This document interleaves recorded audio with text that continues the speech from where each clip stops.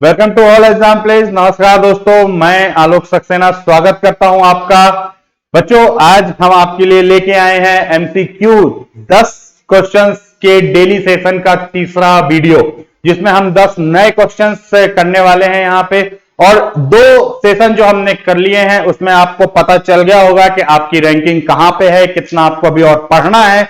तो बच्चों, इस पे आप ध्यान दीजिएगा कि आप कितनी हद तक हिस्ट्री पढ़ चुके हैं, इतिहास पढ़ चुके हैं, क्योंकि मैं जो क्वेश्चंस लेके आया हूं वो एमपीपीएससी के लिए ही नहीं बल्कि यूपीएससी, यूपीपीसीएस और बाकी एग्जाम्स के लिए भी वो आपको क्या बेनिफिट देंगे। तो चलिए दोस्तों, सबसे पहले स्वागत करता हूं।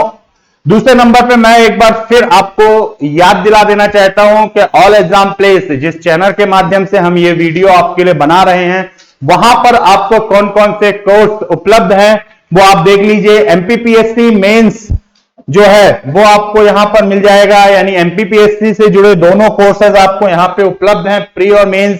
उसके अलावा फॉरेस्ट का कोर्स भी यहां पे उपलब्ध है।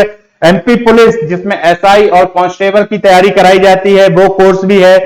ये तो कोर्स है। इसके अलावा अगर आप देखें तो हमारे पास मैथ, रीजनिंग, सीसेट जैसे स्पेशल कोर्स भी हैं। एसएससी और पटवारी के स्टूडेंट्स भी ऑल एग्जाम प्लेस से इन कोर्सेज को क्या कर सकते हैं, परचेस कर सकते हैं। अगर आपको कोर्स लेने में, ऐप डाउनलोड करने में कोई दिक्कत आ रही है तो दोस्तों, हमने नीचे अपना नंबर दिया हुआ है, इस नंबर पे आप कॉल कीजिए।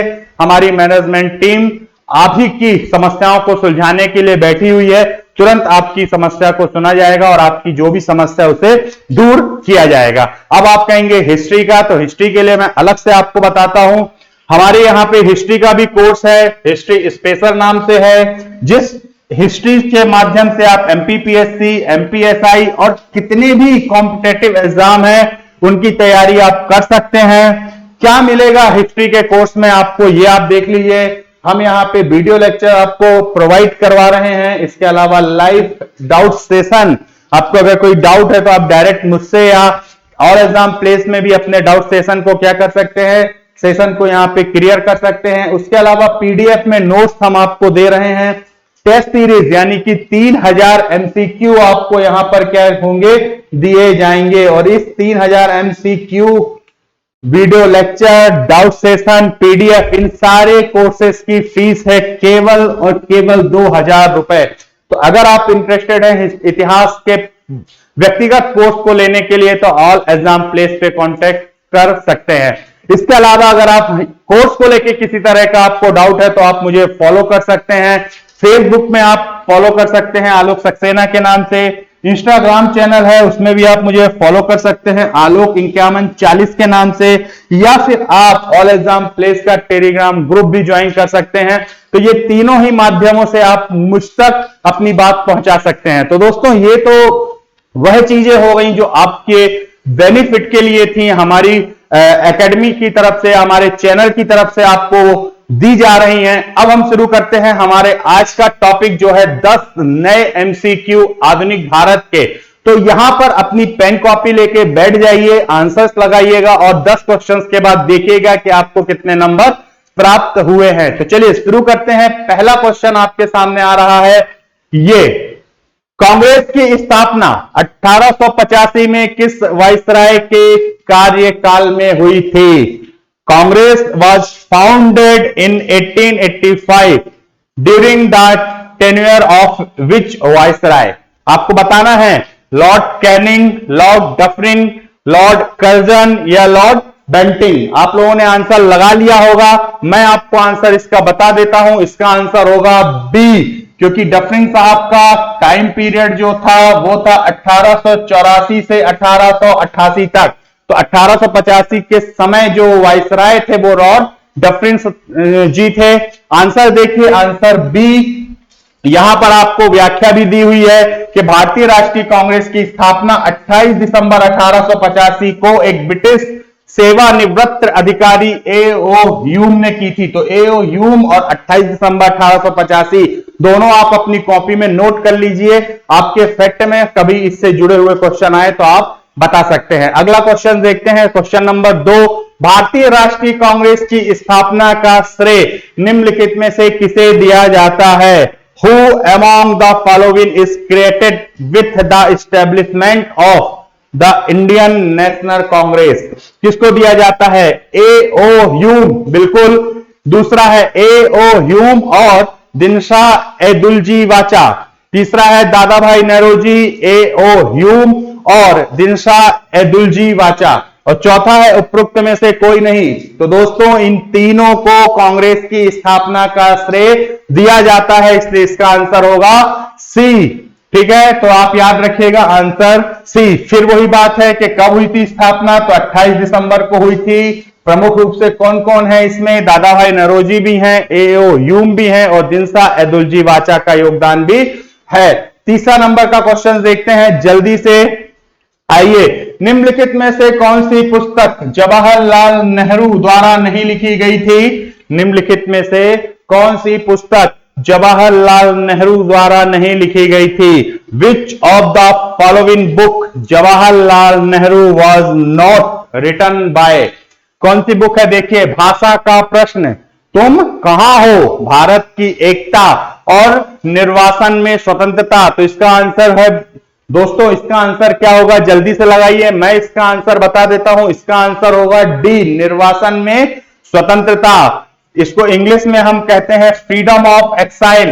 तो याद रखिएगा, जल्दी से आप इसको इंग्लिश में अपने नोट्स बुक में लिख लीजिए। अब आपसे क्वेश्चन पूछ सकता है freedom of exile Jawaharlal Nehru ने नहीं लिखी है, पर उस बुक में है क्या? तो जल्दी से ये फैक्ट लिख लीजिए, फ्रीडम ऑफ एक्साइल जो है वो दलाई लामा की आत्मकथा है। और कौन से दलाई लामा? तो 14 दलाई लामा की आत्मकथा है। और यह पुस्तक 1991 में प्रकाशित हुई थी, 1991 में प्रकाशित हुई थी। तो यह फैक्ट आप अपनी किताब में जरूर लिख लीजिएगा। अगला क्वेश्चन है, नेशनल हेराल्ड नामक समाचार पत्र की स्थापना किसने की थी? Who founded the newspaper national Herald? और आपके ऑप्शंस हैं बाल गंगाधर तिलक, महात्मा गांधी, जवाहरलाल नेहरू या इंदिरा गांधी। तो दोस्तों जल्दी से आंसर लिख लीजिए आप अपनी कॉपी में। मैं आपको यहां पे आंसर बताने वाला हूं। इसका आंसर है सी, जवाहरलाल नेहरू। तो यहां पे आप व्याख्या देख लीजिए, नेशनल हेराल्ड समाचार पत्र की स्थापना जवाहरलाल नेहरू ने की थी। लेकिन दो और फैक्ट मैं आपको यहां देने वाला हूं जो क्वेश्चन में नहीं है। पहला, कहां की थी? तो लखनऊ में की थी। दूसरा, कब की थी? तो 9 सितंबर 1938 में की थी। तो ये दोनों जल्दी से अपनी बुक में लिख लीजिए। कल को क्वेश्चन पूछ दे नेशनल हेराल्ड की स्थापना जवाहरलाल नेहरू ने कहां की थी, तो आपको पता होना चाहिए लखनऊ में की थी। अगला क्वेश्चन देखते हैं, निम्नलिखित में से किस विवाद के कारण गांधी जी ने पहली बार अनशन किया था? Due to which of the following dispute did Gandhi ji go on fast for the first time? कब किया था पहली बार अनशन? मिंटो मार्रे सुधार, अहमदाबाद मिल हड़ताल, पंजाब दंगे या पूना समझौता? तो आपको आंसर पता होगा, जल्दी से लिख लीजिए। मैं बता देता हूं, अहमदाबाद मिल हड़ताल 1918 में जो हुआ था। इस अहमदाबाद मिल हड़ताल में यहां पर गांधी जी ने पहली बार क्या किया था? भूख हड़ताल की थी। मार्च 1918 को गांधी जी के नेतृत्व में अहमदाबाद कपास मिल में हड़ताल की गई थी। यहां गांधी जी ने भूख हड़ताल की थी और इससे तहत मजदूरों को 35% की वृद्धि की गई थी। अब आपके मन में प्रश्न उठ रहा होगा, अहमदाबाद मिल मजदूर आंदोलन क्या है? तो इस प्रश्न का उत्तर जानने के लिए आपको हिस्ट्री का वीडियो देखना होगा। यहां पे मैं केवल आपको यह बता सकता हूं कि 35% की यहां पे क्या की गई थी? वृद्धि की गई थी। ठीक है, चलिए आगे आते हैं। भारत सरकार अधिनियम 1935 के तहत चुनाव कब लड़े थे? दोस्तों आपको चार्टर एक्ट के बारे में पता है, 1773 से 1935 तक आए थे। 1935 में प्रांतों में चुनाव लड़ने की बात की गई थी। तो उसी से जुड़ा हुआ क्वेश्चन है ये कि भारत सरकार अधिनियम 1935 के तहत कांग्रेस ने चुनाव कब लड़ा था? When did the Congress contest the election under the government of India at 1935? 1936 में, 1937 में, 1938 में, 1939 में? आंसर आपको पता है, मैं बता देता हूं। इसका आंसर है बी, 1937 में। हाँ दोस्तों, 1937 में चुनाव हुआ था। चुनाव लड़ा था कांग्रेस ने, 8 राज्यों में विजय प्राप्त की थी और 1939 में त्यागपत्र दे दिया था। देखिए 1937 में हुए प्रांतीय चुनाव में कांग्रेस की सरकार ने 8 राज्यों में बनाया था। मुस्लिम लीग किसी भी राज्य में सरकार नहीं बना पाई थी, लेकिन बाद में उसने 3 राज्यों में सरकार बनाई थी, ठीक है ना। उसके बाद क्या हुआ, अंग्रेजों द्वारा द्वितीय विश्व युद्ध में कांग्रेस की अनुमति के बिना भारत को शामिल कर लिया गया, तो कांग्रेस ने क्या दे दिया, इस्तीफा दे दिया। तो ये सारी चीजें यहां पर है। कब दिया था, 1939 में। अगला क्वेश्चन देखते हैं, मोपलाह विद्रोह का संबंध किस राज्य से है? जी हां दोस्तों, मोपलाह विद्रोह एक जनजाति विद्रोह था जो आधुनिक भारत में हुआ था, 1921 में हुआ था। तो यहां पर देखिए मोपला विद्रोह का संबंध किस राज्य से है? Moplah rebellion is related to which state? ठीक है ना, कब हुआ था? तो 1921 में हुआ था। किस राज्य से है? पहला कश्मीर, दूसरा केरल, तीसरा उड़ीसा, चौथा असम। तो इसका आंसर क्या होगा दोस्तों, आप सबको पता है, फिर भी मैं यहां पे लगा देता हूं, इसका आंसर होगा बी, केरल। यहां पे पढ़िए आंसर बी। मोपला विद्रोह 1921 में खिलाफत आंदोलन का ही हिस्सा था। सरकार द्वारा कांग्रेस और खिलाफत की बैठकों को गैर कानूनी घोषित किए जाने के बाद यह आंदोलन बड़े पैमाने पर फैला। मोपला जो आंदोलन था मुख्यतः मुस्लिम काश्तकार थे। धीरे धीरे यह आंदोलन सांप्रदायिक बनता गया और जुलाई 1921 के बाद यह आंदोलन हिंदू विरोधी बन गया। जल्दी से लिख लीजिए, क्वेश्चन आ सकता है कि कौन सा आंदोलन हिंदू विरोधी हो गया था बाद में, तो आपका आंसर होना चाहिए मोपला विद्रोह। चलिए अगला क्वेश्चन देखते हैं। दिसंबर 1911 को कांग्रेस के किस अधिवेशन में भारत का राष्ट्रगान पहली बार गाया गया? इन विच session of Congress on December 1911 the national anthem of India was sung for the first time? किस अधिवेशन में गाया गया? लाहौर, कलकत्ता, दिल्ली और सूरत। तो इसका आंसर होगा बच्चों बी, कलकत्ता अधिवेशन में। और राष्ट्रगान जो है वो किसने लिखा था? तो वो लिखा था गुरुदेव रविंद्रनाथ टैगोर ने, जिन्होंने महात्मा गांधी को महात्मा की उपाधि दी थी। तो यहां देखिए आंसर होगा बी, ठीक है ना, कलकत्ता। भारतीय राष्ट्रगान सबसे पहले 27 दिसंबर 1911 को कांग्रेस के कलकत्ता अधिवेशन में गाया गया था। जल्दी से अपनी कॉपी में लिख लीजिए, इसकी रचना गुरुदेव रविंद्रनाथ टैगोर ने की थी। किसने की थी? रविंद्रनाथ टैगोर ने। चलिए अगला क्वेश्चन देखते हैं। कांग्रेस ने पहली बार मुस्लिम लीग को मुसलमानों का प्रतिनिधित्व करने वाली पार्टी के तौर पर कब मान्यता दी? कांग्रेस ने पहली बार मुस्लिम लीग को मुसलमानों का प्रतिनिधित्व करने वाली पार्टी के तौर पे कब मान्यता दी? When did the Congress first recognize the Muslim League as a party representing Muslim?